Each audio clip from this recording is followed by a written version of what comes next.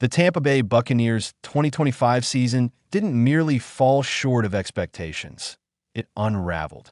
What began as a promising campaign quickly spiraled into frustration, unanswered questions, and missed opportunities.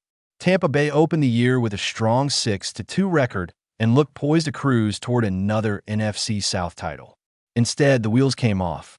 The Buccaneers dropped 7 of their final 9 games, surrendered the division crown for the first time in a decade, and watched their postseason hopes disappear. As criticism poured in, much of it landed squarely on quarterback Baker Mayfield. But inside the locker room, veteran linebacker Lavonte David sees a very different story, one that goes far beyond quarterback play. Speaking on the Up and Adams show with Kay Adams, David pushed back firmly against the idea that Mayfield was the main reason for Tampa Bay's collapse. Just a lot of factors that go in with football. The main thing is injuries, David explained. Injuries all across the board from the offensive line to the back and to the skill guys. And for himself, Baker Mayfield. So it's just hard to deal with that and continue to play at an extremely high level. And defensively, we didn't have him out as much as we should have when we were on the field, too. David made it clear that the version of Mayfield fans saw early in the season was the real one. What you saw out of Baker is what you're going to get from Baker, he added. That first half of the season, he's a complete dog. Playing healthy and controlling the offense, being high-powered. That's what he is. Before injuries began piling up, Mayfield was playing some of the best football of his career. Through the first 10 games of the season, he posted a 97 passer rating, threw for 2,365 yards, tallied 17 touchdowns against just 3 interceptions, and helped Tampa Bay to a 6-4 record. At that point, the Buccaneers looked dangerous and firmly in the playoff picture. Then the injury bug hit, and it hit hard. Over the latter half of the season, Mayfield appeared on the injury report with a laundry list of ailments, including an oblique strain, a left AC joint sprain, a right shoulder issue, and 2 separate knee injuries. He wasn't alone. By season's end, much of Tampa Bay's offense was dealing with lingering health issues, shrinking the margin for error almost entirely. Despite playing through pain, the production dipped.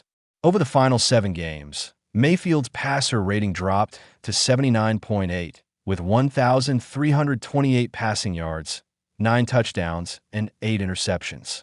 The frustration was compounded by the fact that Tampa Bay held second-half leads in 4 of those losses.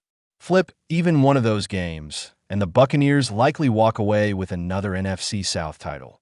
The defense didn't provide much relief either. Tampa Bay finished 20th in the league in scoring defense, allowing an average of 24.2 points per game. But David believes there was another, quieter issue working against Mayfield. Constant change on the coaching staff.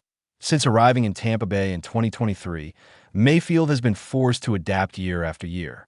He started under offensive coordinator Dave Canales, transitioned to Liam Cohen the following season, and then saw Cohen depart in January to take the head coaching job with the Jacksonville Jaguars.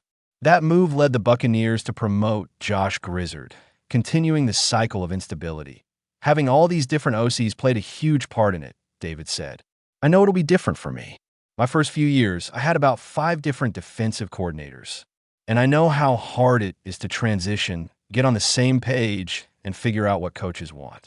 So I can really imagine how difficult it is for Baker, being the quarterback of a football team.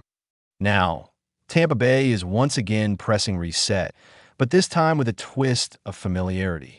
The Buccaneers recently hired Zach Robinson as their new offensive coordinator, a coach Mayfield already knows from their time together with the Los Angeles Rams. Even so, Robinson will be Mayfield's 11th offensive coordinator in just 9 NFL seasons. Still, David sounded optimistic, having a little bit of familiarity with Zach Robinson and what he did with Atlanta and in college, David said.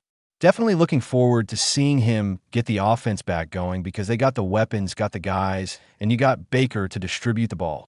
Robinson helped guide the Atlanta Falcons to top 15 offensive finishes in back-to-back seasons, even with limited personnel. Now, he inherits a Tampa Bay offense that, when healthy, has the potential to be among the league's best, and stability might not be the only boost coming.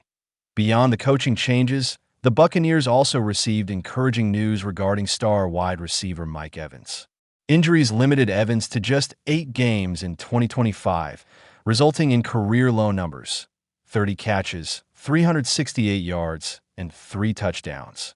With free agency approaching, speculation about his future intensified, but Baker Mayfield recently offered clarity. Speaking on the Ron Barber Show, Mayfield suggested Evans isn't ready to walk away.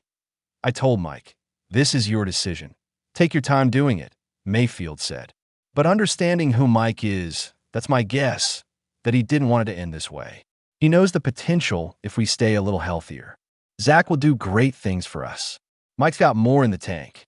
Evans' historic streak of 11 consecutive 1,000-yard seasons ended due to injuries, not decline. And while questions remain about whether he wants to endure another full off-season, training camp, and 17-game grind, Mayfield believes the fire is still there. If Evans returns, Robinson brings offensive continuity, and health finally cooperates, the Buccaneers' outlook could shift dramatically. For Baker Mayfield in Tampa Bay, 2026 may represent not just a rebound, but a reset.